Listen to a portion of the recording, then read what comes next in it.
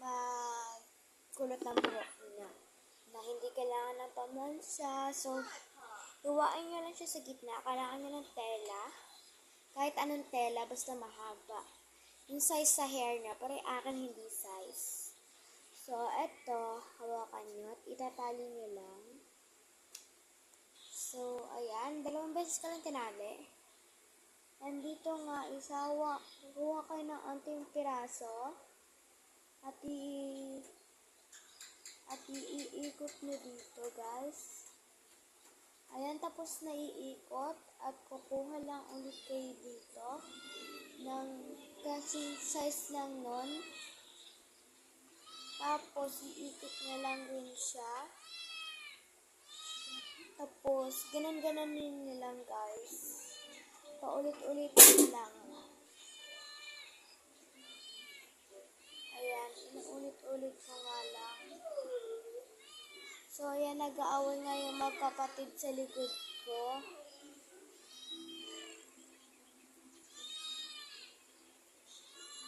At ayan na nga, guys. Pag wala na kayong natitira sa likod, tuloy nyo lang pag-iikot dyan, guys. Ikot-ikotin nyo lang para makulot talaga lahat. Ayan. Tapos, pagkatapos, guys, ang gagawin natin is iikot natin siya, guys. Kuha natin tali. Tali natin siya, guys. So, ayan. Pagkatapos natin itali, guys, ay ring kabila naman. So, ayan. Gawin nyo lang rin yung ginawa nyo sa kabila. Kasi dito nga is makukulot yung hair nyo, guys.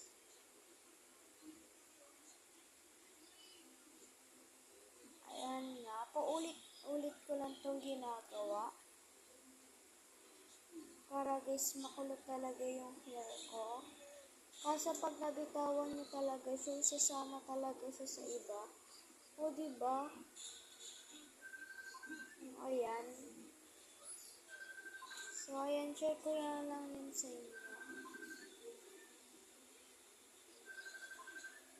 So, ayan. Paulit-ulitin lang din natin siya.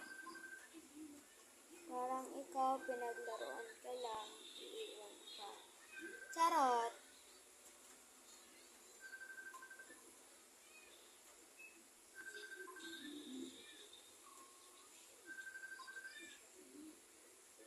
So, ayan guys, pinapaikot ko na siya, guys.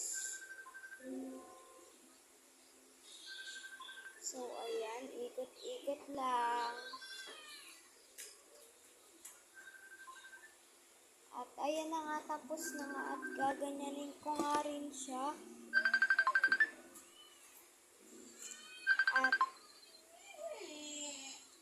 tada, hintayin na lang natin siya ng few minutes. Okay, bye!